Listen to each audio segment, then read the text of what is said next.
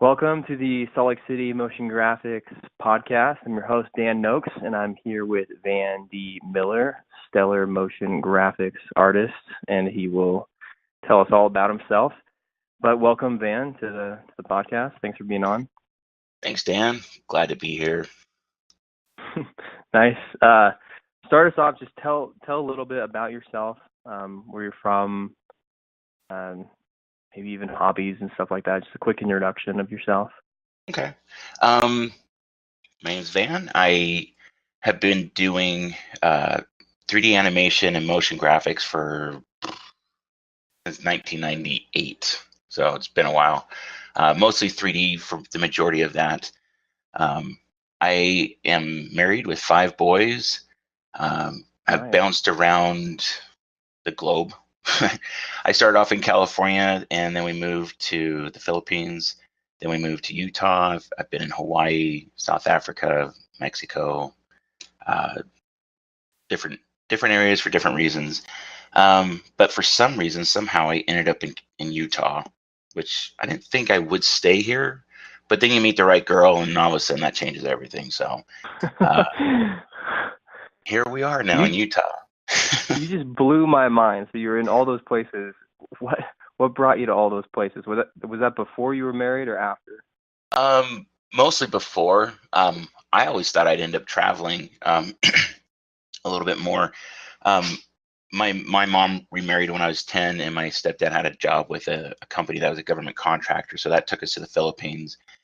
And then my stepdad, he's a convert to the LDS church, and so Utah was Zion, so he wanted to get to Utah and live there for a little bit, which wasn't my first choice, but that's where we ended up as a kid. And then my younger brother decided that he wanted to go to Hawaii to pick pineapple, and my mom was like, well, I don't think that's a good idea unless your other brother goes with you. And I was like, sure, Hawaii, why not?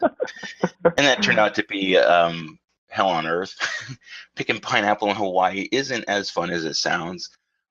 It's very, very hard work, but you get used to it, and you come back as kind of like, I did that. And then everybody's like, oh, you're one of those guys that went to Hawaii and picked pineapple. So, but yeah, I did an LDS mission in South Africa, which is awesome. I'm actually planning on going back there in about a year, trying to save up all my pennies to do it. Cool. And Mexico, just being close to California, we hopped over to Mexico for vacations and travel and other things like that. So I ended up, out of all those places, in the one place that's actually landlocked. Everything else had a beach, which I thoroughly miss, but ended up in Utah. So yeah. And I love travel, so that's one of my to-dos when I get enough money and enough time to go. Oh, sweet. No, it sounds like a huge adventure. So how did you get into your line of work? How did you get into motion graphics? And then also, too, I want to get into how you got into medical animation, because that's a very specific type of animation. Okay, well, so it kind of starts off with 3D animation. Back in '98, there's a company called Sensory Sweep, and a lot of the people in the game industry kind of came from that time period in '98. At least in Utah, I should say, the Utah game industry. But I had a buddy that worked there, and I was desperately trying to get a job there, and I wanted to work in the game industry so bad. And I was a cook at JB's at the time, and I didn't really 3D wasn't really a big thing yet. As far as a job, it was in the game industry, and some movies were using it. I remember my general manager came in, and he was taking classes at Salt Lake Community College to learn 3D animation. He brought in animation, and it blew my mind. Like I couldn't understand like how he was able to do something like that. And at that moment, it was that click in my brain. I was probably about 22. That was like, this is the thing I want to do for the rest of my life. I don't know how, I don't know why. I'm going to try and figure out how to get there, because there weren't any schools or classes or anything to teach you how to do this. Luckily, I found a group of friends that were actually into doing 3D animation, and so we would scour the internet for tutorials and whatever we could. Anyways, fast forward a few years, now I'm a salesperson, which I really, really suck at sales. And my buddy calls me up and says, hey, our game studio, Sensory Sweep's changing buildings, and we need help doing the finish work, like running network wire, putting in ceiling tiles, just cleaning up. He said, it's only about a day work. So I show up there and working my guts out just because I'm desperate. I don't have a lot of sales going on. I'm broke. I don't know how I'm going to make my rent for the next month. And basically, they're so far behind that they needed me for like the next 3 days. And so every single day I'd show up and just eagerly ask for work. And it impressed the owner enough that I was this desperate that he's like, you're a great worker. Do you want a job? I was like, doing video games? He's like, yeah, it's low level stuff. But I was like, doesn't matter. I'll take it. So that started me off on my 3D path. Come to find out, the video game industry is very, very volatile and has lots of frequent layoffs and such. And so in about 2006, I think it was 2006 or 7, I was working at a game studio that hadn't paid anybody for a while. And video game people from Utah, they pretty much know the story of Sensory Sweep. But they hadn't paid anybody for a bit. And so I was actively looking for a job. At the time, nobody was hiring because the economy was sucking so bad. And so my buddy was like, hey, there's a guy that's doing medical animations, and they're looking for a contractor just to do a simple job. So I called him up and said, just by any chance, are you guys hiring anybody full time? They're like, no, we just need help with this one project. I was like, all right, that's cool. The next day, the guy calls back. He's like, wow, that was the weirdest thing. He's like, right after your phone call, one of our 3D artists walked in and literally quit right there on the spot. I was like, oh. So he's like, we need somebody full time and we need them now. And he's like, but we're going on our Christmas break. Can you work through Christmas? I'm like, I'll do anything at this point. I haven't been paid for like 2 months and there aren't any jobs available. So yes, you've got me at a really good time. So that's what got me on my medical path is a company called Interact Medical, and which they have gone out of business now too, from what I understand. But that got me into medical. So that was able to help me cut my teeth and try to figure out like the medical industry. And when they hired me, they're like, hey, we need a 3D animator. And I'm like, all right, well, I know enough about animation and modeling and stuff like that. I can handle that. So, sorry, just taking a little swig. So he's like, I signed up as their animator, and I get done animating my sequence. It's all rendered out. Now it's time to input it into After Effects. And I'm like, okay, who's your After Effects guy? And he's like, oh, he's completely swamped. He doesn't have time to do your project. I was like, all right, so how does this work then? Like, well, how much do you know about After Effects? I'm like, I know how to open it. That's about it. And they just kind of like, well, you're gonna have to learn it really, really fast then. And so, like I said, since the economy sucks so bad, I was desperate. I was just like soaking up everything I could about After Effects. Luckily, I knew Photoshop well enough that there's a lot of correlation between layers, and understanding that concept really helped jumping into After Effects. That you're basically taking image sequences now and layering them up and doing your effects and such. Right. So the learning curve was steep, but it was manageable. And once I was in there, I realized that this was kind of the way things work at this place, was that our After Effects guy, he would do whatever he could, but for the most part, you had to rely on your own skill set to get the projects done. So that got me into the After Effects side of things. And that was, like I said, I think it was back in like 2008. So I don't consider myself to be an expert in After Effects. I know a lot to get my job done, and I'm always trying to soak up more information and more little tidbits and tricks and stuff. I'm sure if I took the more traditional route of actually learning it in a class or something, there might be little nuggets that I overlooked, but so far so good.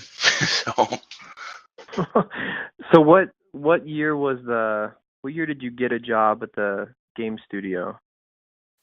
That was back in '98. So So 98, like what? Because I don't think a lot of tutorials were around in 98, right? they were really, really bad tutorials. But every now and then you'd find like somebody who actually seemed like they knew what they're talking about.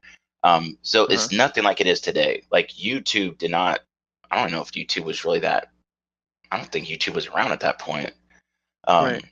but there was enough things. I mean, here's a little more point of reference. When I got home from my LDS mission, my parents were like, "Hey, we've got the internet." I'm like, "The what?" Right.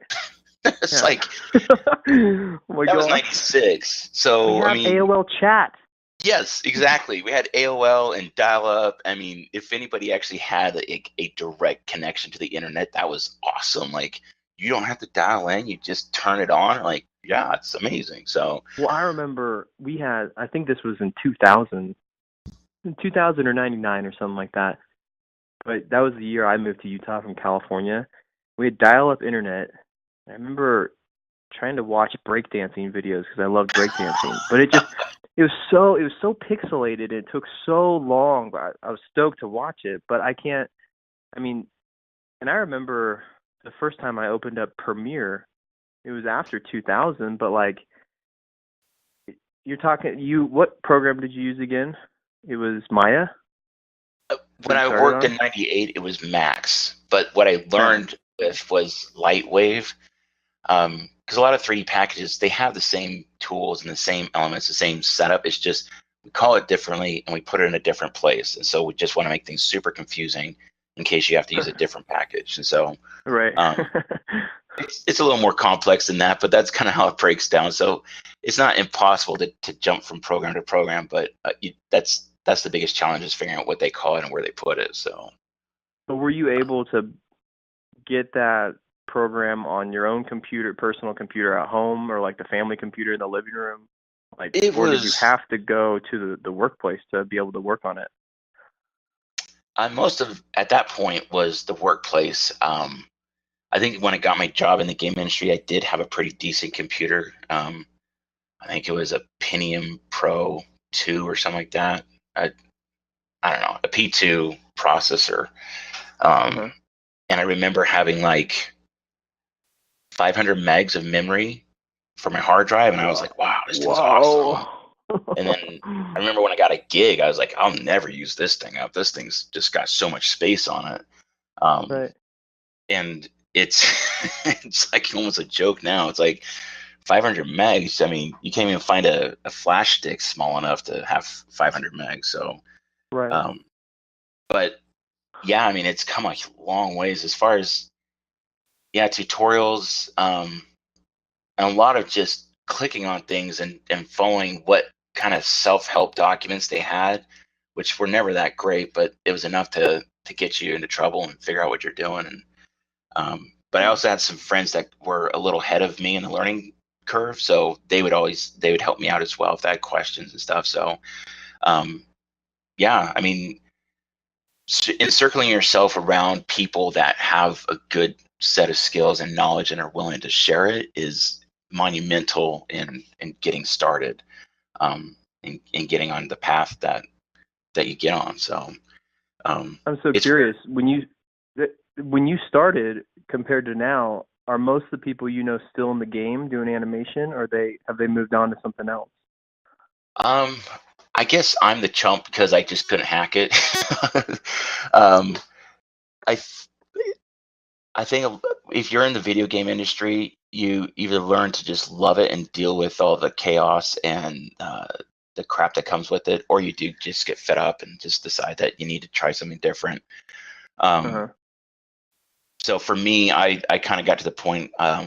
So Interact was circling the drain, and we were all ready to jump when I actually went to Eat Sleep Play um, after I did medical, because I did medical as a like, you know what, I'm just going to do this as a way to kind of give me like uh, a safe harbor while I'm looking for a better job, because I love the game industry. I wanted to get back into it, and then I went to a company called Eat Sleep Play, and it was one of the few times where I just didn't click with the company environment. It was really weird. Everywhere else I've been able to really thrive and do well and get along with everybody and such. And when I say everybody, it's mostly like a management issue. I Yeah. always enjoyed my coworkers and got along great, but this place I didn't click, and it was weird. So for a year and a half, I was just struggling and just was not happy. And then they did layoffs, and they laid me off, and I was so relieved. It was like it was one of the only Yes. times I've been laid off, and I was actually happy about it. And Right. at that time, I was still doing freelance for medical stuff. And my wife, who actually is very anti-risk, was like, hon, I think you should just work for yourself. I was like, wow, Wow. I didn't think about that. I didn't know that was even an option we wanted to consider. And so I just put out flew the flag up that was like, I'm full-time medical, and it started coming in. So that's kind of how I transitioned from the game industry into just doing freelance. I already had a network. I already knew people that I was working with on the side, um, and that's kind of how I got started. And it was more the subcontracting side of things. So places like Interact, Infuse, other places that already had the contacts and the projects. I would do it for them. Um, so that's kind of how I got into that. And then eventually I just realized subcontracting really sucked too. Um, and I decided that it's a very thin line between somebody else getting me the project and me getting the project. And Right. kind of fell into just finding better clients. So So yeah, what are you doing now? Like how much percentage of your work is through, I guess, an agency? I don't know what you would call it. Um, um, yeah, and then how much agencies is your probably. own direct to client? Um, so my agency it fluctuates. Sometimes my direct clients, they won't have a whole lot going on, but the agency guy does. And Hmm. for a while there, it was like almost like 90% came through this agency. Um, but they were kind enough to actually give me the rate that I usually charge for my clients as well, because their main focus was app development, and every now and then they get apps that require 3D animation or image sequences and such. And Hmm. so I think they'd farm me out, and uh, then they would just kind of mark it up a little bit more to make it more justified for them. But um, no, it fluctuates, but it depends on where you focus. For me, I like this coming fall. I'm going to be heading out to Orlando for a trade show to try to pick up some more work, because I actually really enjoy working directly more with the clients than I do through an agency. Because um, the What is middleman the trade just show called? Is it HIMSS? it's called NAS. Okay, It's a spine convention, gotcha. Dude, I which bet they oddly love you. They have to love you because there's not how many people are doing this kind of stuff. at Freelance. the agency or at like with clients. I'm just like I think freelance, direct to client. I can't imagine is there a lot of competition? It just seems like all the motion artists are in There isn't a advertisements lot or of something like that. competition. Yeah. At least that's my experience, because so just recently this was like a big huge like pat on my back, because I had an animation I did that just went sideways. Like, it was new technology, it was VR stuff, um, Yeah. and it nearly killed me. Like, it actually made me question to some degree, like, do I want to keep doing this? I mean, if this is the path that things go down, I don't want to Oh keep doing no. this. Oh Yeah, it no. was horrible. And then recently, one of my really good clients was like, "Oh, we're gonna try a different animation studio." Yeah. The project manager really wants to try them out, and I'm like, "All right." And so I was like, Yeah. "Well, I need a break anyway, so I'm just gonna ride this." And then just Oh man, that just feels literally, awful though. Yeah. Okay. yeah, it did feel awful, but at the same time, I was like, I need a breather. I just need to kind of regroup and uh, Yeah. Gotcha. recharge my batteries. Like I said, when I have slow times, I try to embrace them, because if you are lucky enough to have good clients and steady work, it's great. But when you're freelance, you try to soak up everything you can, and that can Right. lead to burnout because you're just constantly going nonstop. Yes. Um, Yes. and that's what it's been like since like August. I just had this big huge stretch where it's just like one thing after another, and it's great, it's validating, it's nice, but eventually you get to the point where like you start almost resenting the work, which can be dangerous. So it's good to have a little breather. So when my client was like, yeah, we're going to try somebody else, I was like, and they're like, but we're coming back to you. Don't worry. Like, we really like your work. So it's just kind of, make this project manager happy. I was like, all right, that's cool. Ironically, though, they came back to me about 2 weeks ago and said, this thing's not looking good. Like, this other company's really dropping the ball. And really? Wow. yeah, and I was just like, well, let me see the video. And they're like, oh, here you go. So I was watching the video, and they're like, so did you guys hire somebody from overseas? They're like, no, this is local. So is this a review version? They're like, no, this is the final product they're delivering. I'm like, oh, I because it was bad enough that I thought, okay, this is just for review purposes and such. And they're like, no, this is garbage, basically. And they're like, yeah, so we need you to step in and fix it. So the point being is that if you have a high enough quality and a good enough standard and a good enough relationship, even when clients want to try somebody else, there's a good chance that they'll come back. Not guaranteed, but like you said, there's very little people to do it. And so when they find somebody else, they want to try them out. But I found that there seems to be enough work out there right now, but you kind of have to shake the bushes and hunt for it. It's not always just going to come your way. So, right. Which is why I do like trade shows and network like crazy. I mean, there's people that end up quitting one job and they go to another job, and if you can keep track of them, whether that's through LinkedIn or you just keep in touch through email or Facebook or whatever, it's critical. And if there was a piece of advice I was ever going to give anybody, is to always keep in touch with your contacts, because they don't always stay at the same company. They could go to somewhere else and open up more doors for you, in other places. In fact, my career path has actually been more about the people I knew, and as sad as it sounds, not so much about the portfolio.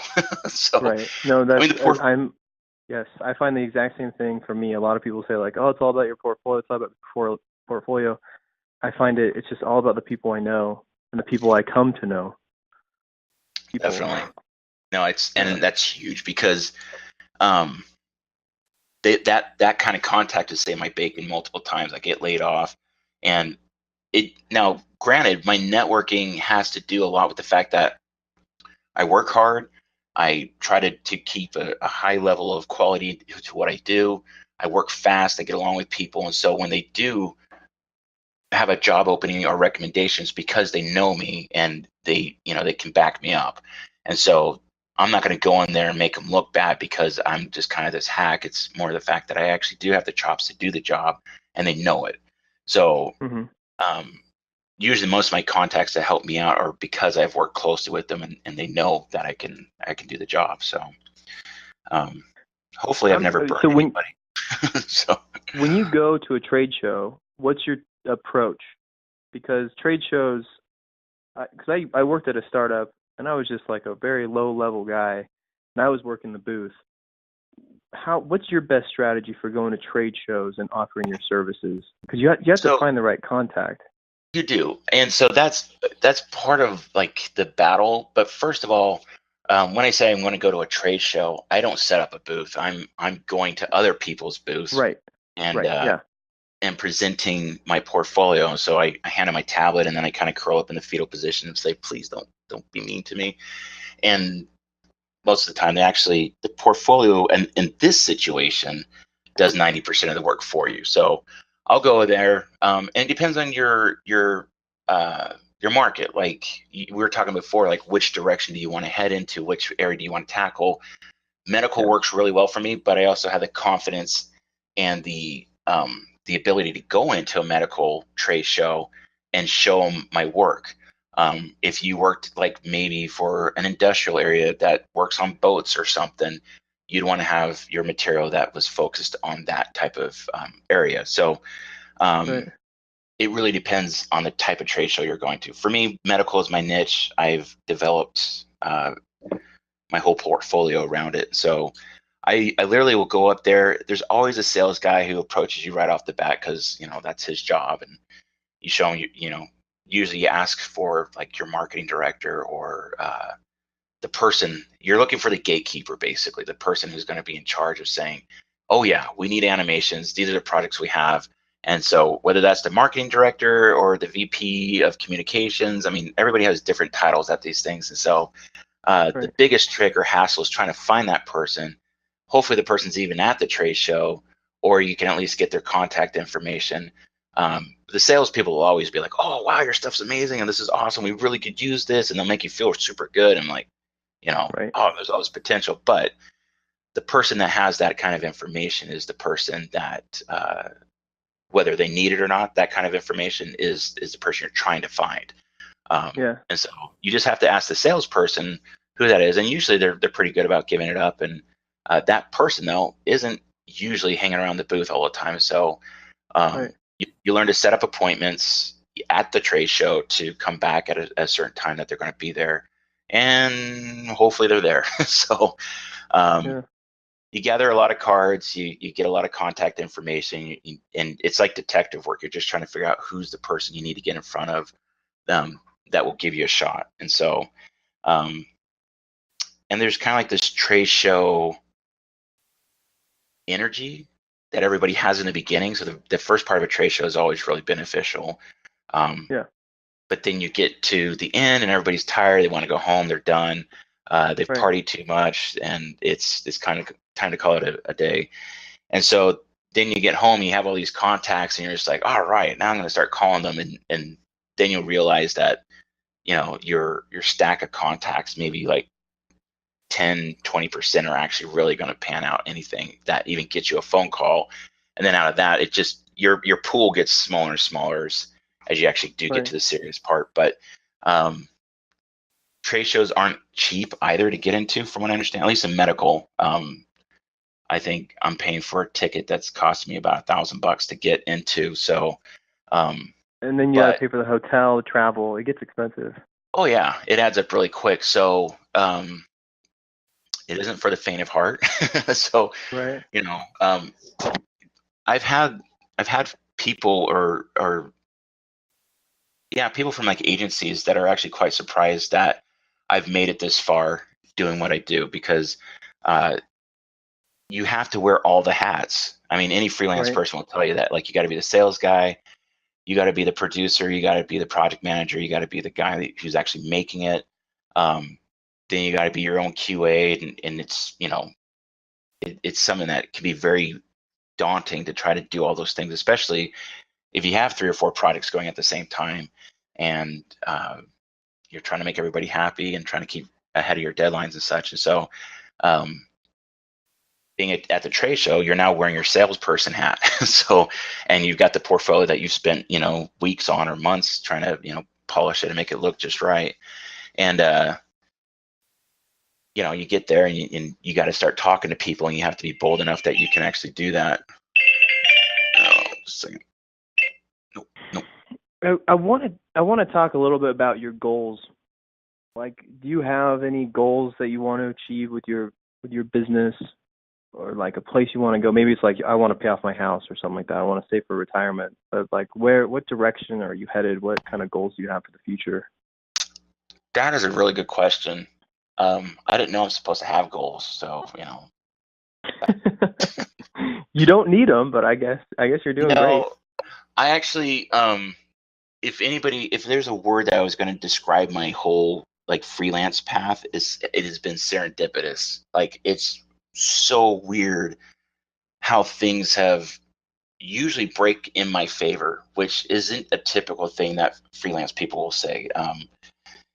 But with medical, since it is kind of this niche area, the work ends up finding you. At least when it's busy. I mean, there's plenty of it that it just kind of trickles down even to the little guys.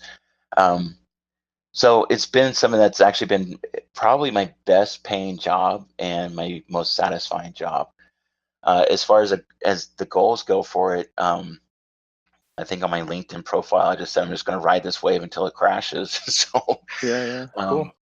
but I've been able to actually save a retirement. I've actually been able to work on paying my house down quicker. Um, it's probably been my favorite um, career stop, if you want to call it that, or that benchmark in my career. I've really have enjoyed it a lot. Um, but I've also been somebody who thrives in areas of multiple hats. Like I'm a 3D generalist and I do After Effects because I love learning everything I can about something.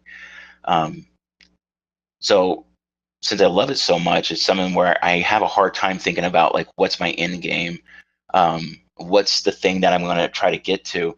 I've toyed around with the idea of like, well, maybe I want to just be management, see if I can hire more animators to do the work, and then take a piece from all the projects to pay myself. But then I think, well, then I wouldn't be doing as much production, which I really like doing. Um, Right. so it's a moving goal. It kind of shifts eventually. I mean, I look at my career path as being something that if I do this long enough, eventually my retirement plan is just that I take less and less and less work. You know, I go from working like 60 hours a week to 40 hours a week to 20 hours a week. I mean, Right. ideally that would be nice. I don't know if that's realistic or not, but um, I don't know. It's a lifestyle that I'm not sure where it's going to go. I just know that where I am right now wasn't anywhere I thought it would be 20 years ago. Yeah. Um, when I got my first video game job, I thought, man, this is it. I'm set. I know exactly this is. If I live and die with this company, I'm going to be just 100% happy. And that was my very very naive like 22-year-old brain thinking that was it. In fact, I actually dropped out of school, and my art director came up to me and was like, "What are you doing?" I was like, "What do you mean?" I'm like, "This is it. I mean, there's not a game uh, degree out there. This is I'm good." He's like, "No, no, no, no, no." He's like, "Get a degree." He's like, and in fact, he's like, as a 3D person or even After Effects, he's like, "You're gonna want something artistic. Get a degree in graphic design, painting and drawing, film, anything in that area." And he's like, those are going to make a huge difference later for you in life. So that was like, I ended up going back to school and actually finishing up the degree, which was a big deal because realized later that that made me a little more marketable. But my career path that I thought I was on completely meandered down a completely different path that I just didn't see coming until I was there. I was like, oh, this actually works. I'm happy being here now. So Wow. um, Are you pretty. creating all the assets for your animations, or do they come to you and say, "Here's a 3D model, like you need to animate it," or like if there's a Uh, spine or something like that, do you download the spine and you tweak it? Like, what's your workflow like? that's a good question. So the zygote model is the one that is kind of like the standard animation for or model for anatomy, and that's the nice thing about digital content. It's kind of like one of those things where once you've got it, you've got it. So various companies I've worked with have had the different assets that I need, and Hmm. it's kind of like I don't know how you give those sort of things back, or actually most of the time it's just kind of understood that this is what you're going to be working with. So it's called a Zyco model, and it's a Zygote, 3D like model of like, yeah, so what it's is the it? anatomy. It has all the different systems like the nervous system, the circulatory, the skeletal Oh muscles. wow. Okay. It's very detailed, and it's pretty freaking expensive too. So that's why it's one of those things where if you're able to pick it up, um, just through client work and stuff, then awesome. Yeah. Um, but the other go-to for a lot of stuff that I need is Turbo Squid, Mhm. and I would say there's a lot of I've have helped support a lot of artists on Turbo Squid by just buying stuff because as a one man team, it'd be great if I had the time and flexibility to model everything that I wanted, but I Right. don't. Everything's under crunch and everything's got a deadline. So Yeah. anything that helps move things along is great.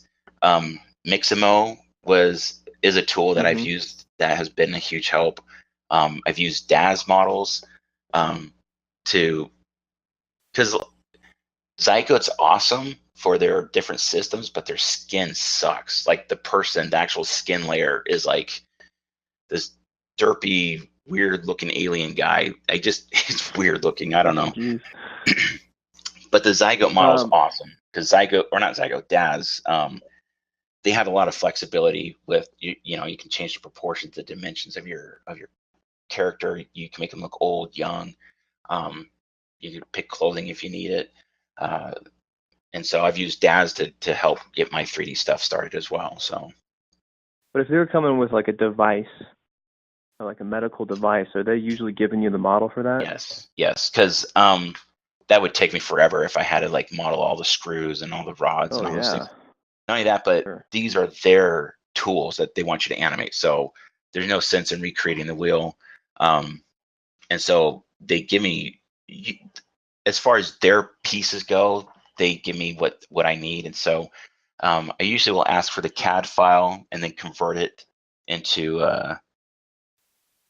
like an OBJ or an FBX to be able to be used. And the reason I do that is because when I convert it, I can make sure I preserve like the UV coordinates and stuff like that, which makes selecting certain pieces to texture it or to apply colors and metals and, you know, other shaders to it.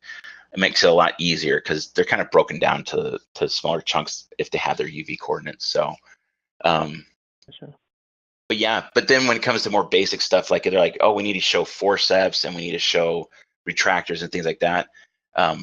Oftentimes they won't have that sort of thing. And so you kind of have to either model it or find those assets on the internet. So I've been doing it long enough that I've kind of created my own little collection of tools and stuff, just depending on what the client needs. So, I mean, you could almost start a course just like how to do medical animations. I don't know if there are courses like that, but it just seems so niche that and pretty in demand that there'd be a lot of business for that if you wanted to.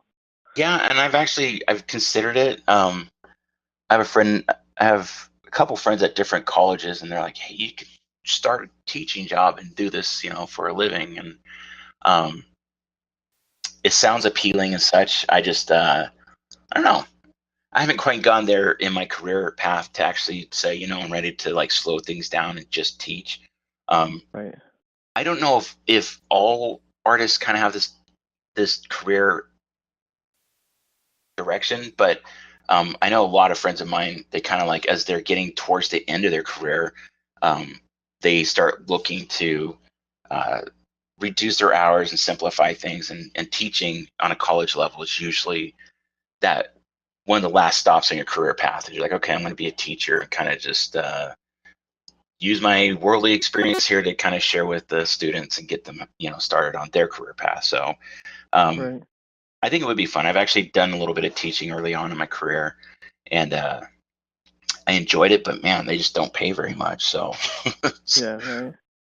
What advice would you give to anybody who's interested in medical animation? Like, are there resources that they could go to right now to get started? There are places they can go. What advice would you give? ooh, that's a good question. I've yet to find a place that does like a degree or any kind of like educational thing.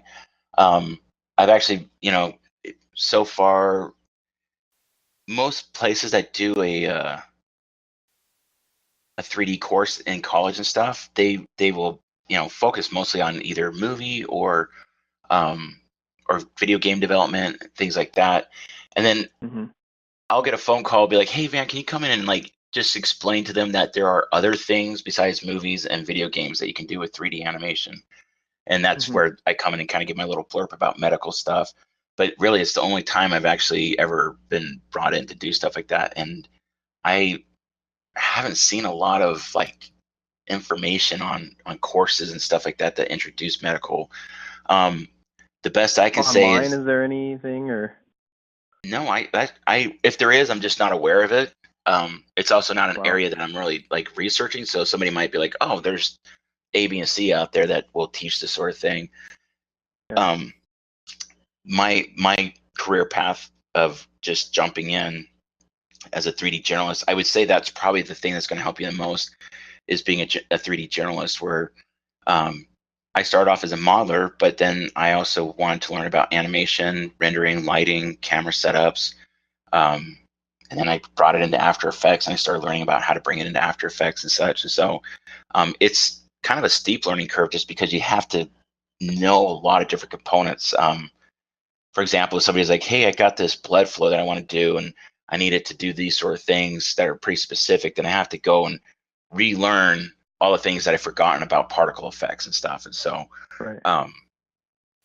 that my main advice is to anybody that wants to do this sort of thing is to learn as much as you can about everything that has to do with 3D animation and compositing, because a lot of these jobs, if you're going to work at a place that like an agency or animation studio that this is their focus, they're going to expect you to know how to do all of it and also how to composite and put it together. So Right.